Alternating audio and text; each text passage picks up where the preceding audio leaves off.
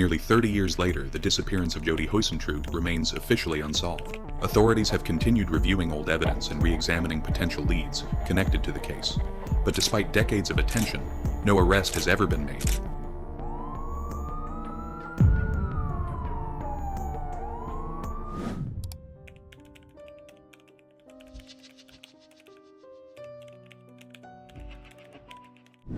June 27, 1995. Just after 4 a.m.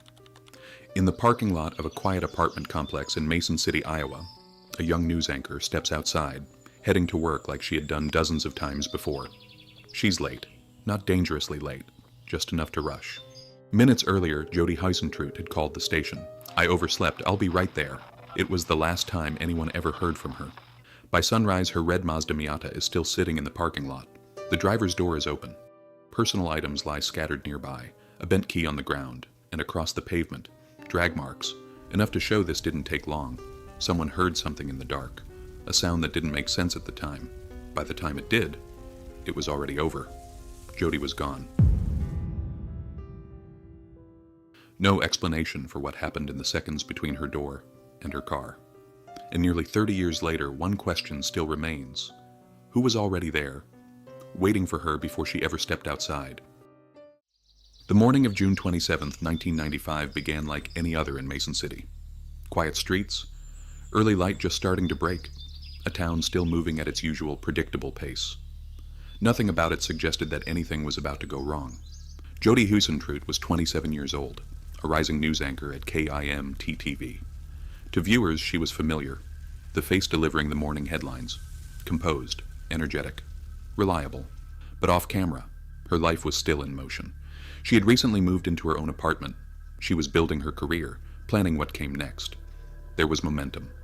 To the people around her, Jodi was easy to like, friendly, outgoing, the kind of person who remembered names.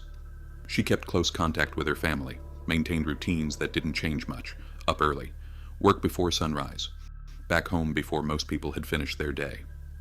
A schedule that was consistent and visible. In the weeks leading up to that morning, there were no clear signs of anything unusual, no confirmed threats, no major disruptions to her routine. Nothing that pointed to a specific risk. Just a life moving forward exactly as expected. And that's what makes the timing difficult to ignore. Because routines, especially predictable ones, don't just create structure. They create patterns. Patterns that can be seen, followed, waited on. On the morning of June 27th, Jodi followed that routine again. Same time, same path, same short distance between her apartment and her car. A distance that should have taken less than a minute. There's no confirmed moment where anything clearly went wrong. No interruption anyone could fully describe. No single point that explains what happened next. Only this. Jodi Huisentruit stepped outside that morning. And somewhere between her door and the space beside her car, something happened that no one has ever been able to reconstruct. The evening of June 26, 1995 did not appear unusual. Jodi Huisentruit spent part of the day at a charity golf event with friends. Later that night, she visited John Vansice at his duplex. They watched a birthday video, talked, laughed. Nothing about the evening stood out. At some point, Jodi returned home. She had work in the morning. Like always, she was expected at KIM-T before sunrise. At 4:10 a.m., her producer called. Jodi answered. Tired, but normal. The call lasted less than a minute. It was the last confirmed contact anyone ever had with her. Sometime after that, she stepped outside. She never made it to work. By 5 a.m., her phone went unanswered. By 6 a.m., the broadcast began without her. That wasn't like her. Calls were made, friends were contacted. Concern turned into something else. At 7:13 a.m., police were asked to check on her. Minutes later, they arrived. And the situation changed immediately. Jodi's car was still parked outside, but the scene around it didn't look normal. Something had interrupted her routine before she could leave. There were signs that whatever happened there happened fast. And by the time anyone realized something was wrong, Jodi Huisentruit was already gone. This wasn't a delay, this was a scene.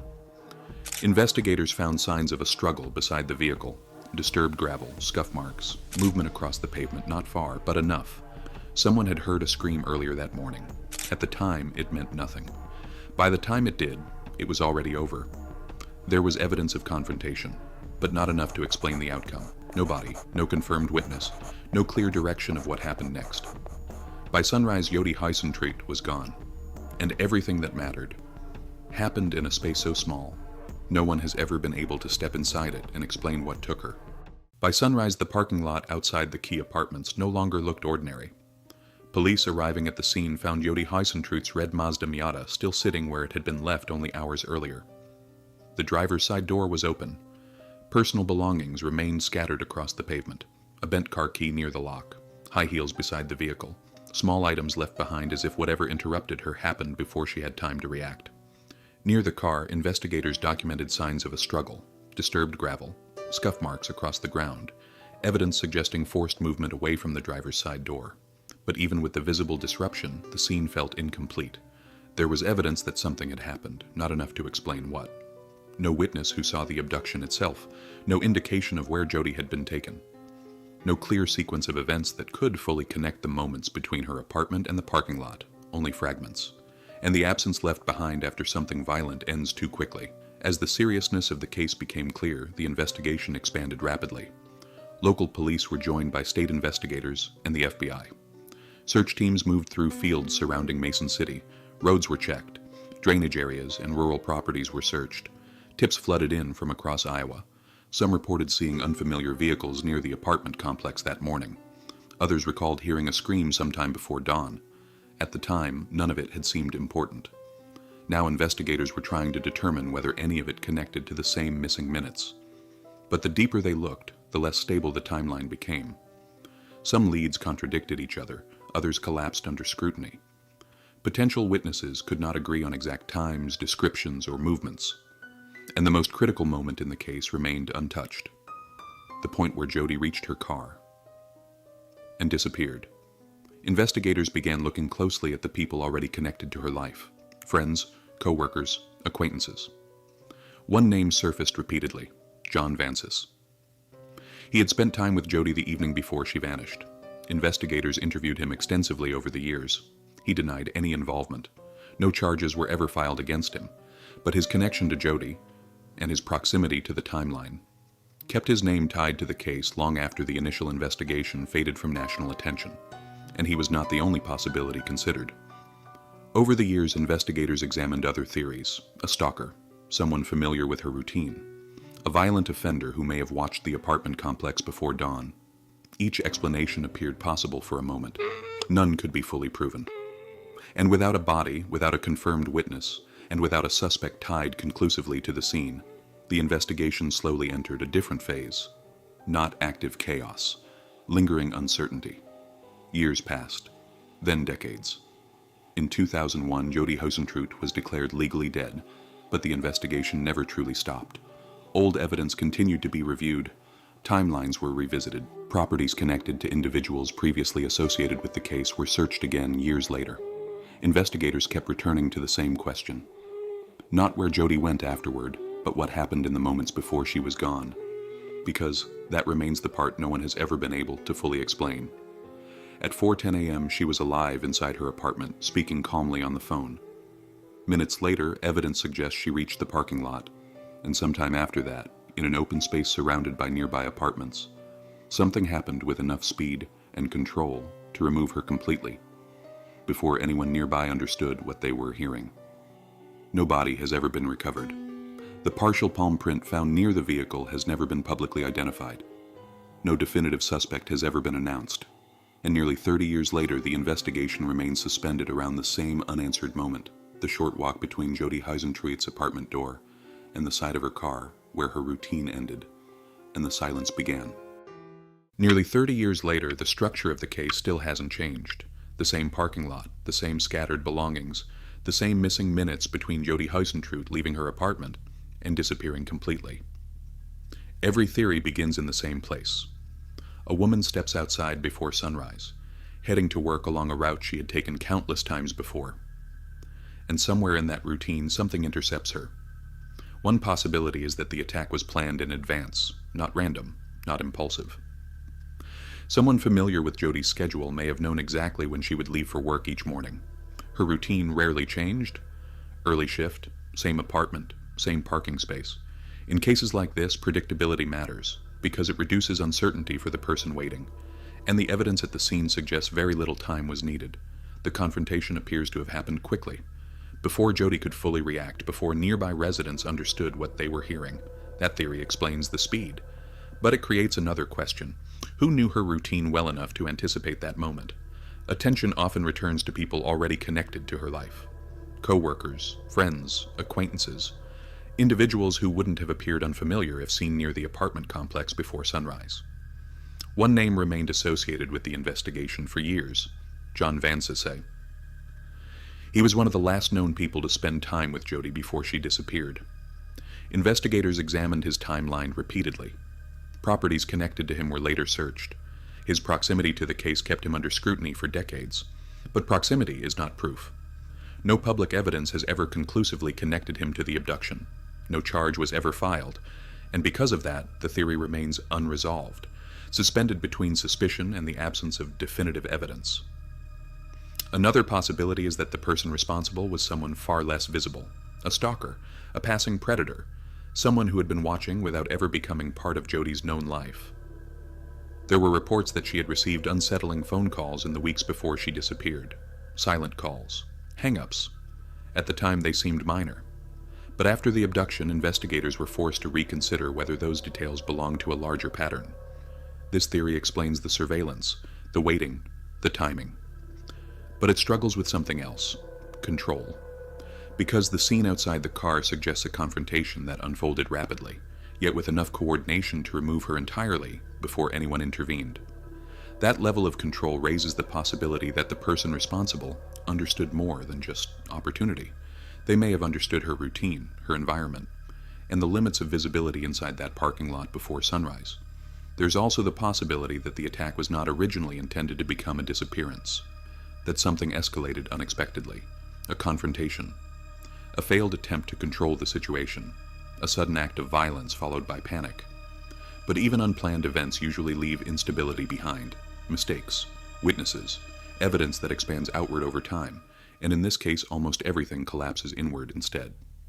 Back to the same narrow window, the same confined scene, the same unanswered gap between the apartment and the car. Each theory explains one part of the case, and leaves another untouched. Someone planned it. Then why was so little evidence left behind? Someone close to her. Then why has nothing been proven in decades? A stranger watching her routine. Then how did they disappear so completely afterward? An unplanned confrontation. Then why does the scene feel so controlled? Every explanation moves toward an answer, and then stops. Because what makes this case difficult isn't just the disappearance itself. It's the speed of it, a routine, a parking lot, a distance measured in seconds, and within that space, a person vanished before anyone nearby fully understood that anything had happened at all. Most missing person cases eventually expand outward: a sighting, a confirmed location, a trail that continues beyond the moment the person vanished. But the disappearance of Jodi Huisentruit does the opposite. Everything collapses inward. Back to the same parking lot, the same narrow strip of pavement beside her car, the same missing minutes before sunrise. Because the most unsettling part of this case is not what investigators found afterward. It's how little space exists between what was normal and what came next. At 4:10 a.m., Jodi was alive inside her apartment, awake, speaking calmly on the phone, rushing through a morning she thought would be ordinary. Minutes later, evidence suggests she reached the parking lot, and somewhere between those 2 points, something interrupted her. Not on an isolated road, not in the middle of nowhere. In the open, outside an apartment building, within hearing distance of other people.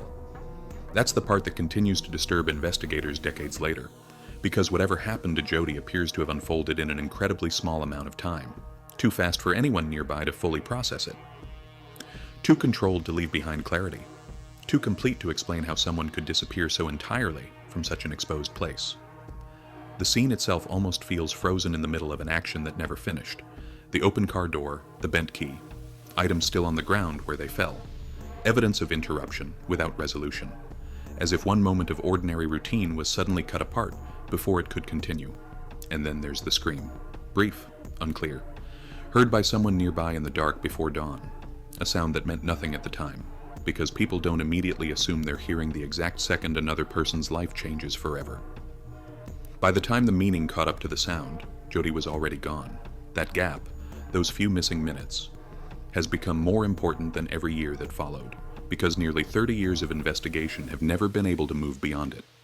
No confirmed witness has filled it in. No physical evidence has fully explained it. No theory has crossed it cleanly from beginning to end. Only fragments exist around the edges: a phone call, a parking lot, a disrupted scene before sunrise, and in the center of it, a moment no one saw clearly enough to stop, or to explain. Which means the most important part of the case may also be the smallest: the short walk between Jodi Huisentrut's apartment door and the side of her car, a distance that should have taken seconds, and somehow became a place someone never returned from. What makes the disappearance of Jodi Huisentruit so unsettling is not only that it remains unsolved, it's where it happened, not in isolation, not far from civilization, not somewhere hidden beyond reach, but in a familiar place, an apartment parking lot, a routine morning before work, the kind of setting people move through every day without thinking twice about it. And maybe that's why this case continues to linger, because it forces an uncomfortable realization: how little time it can take for an ordinary moment to become the last one anyone can explain. A phone call, a walk to the car, a few seconds before sunrise, that's all. There was no dramatic warning, no visible sign that this morning would become different from every other morning before it. And yet somewhere inside that routine, something changed permanently. Cases like this leave behind more than unanswered questions.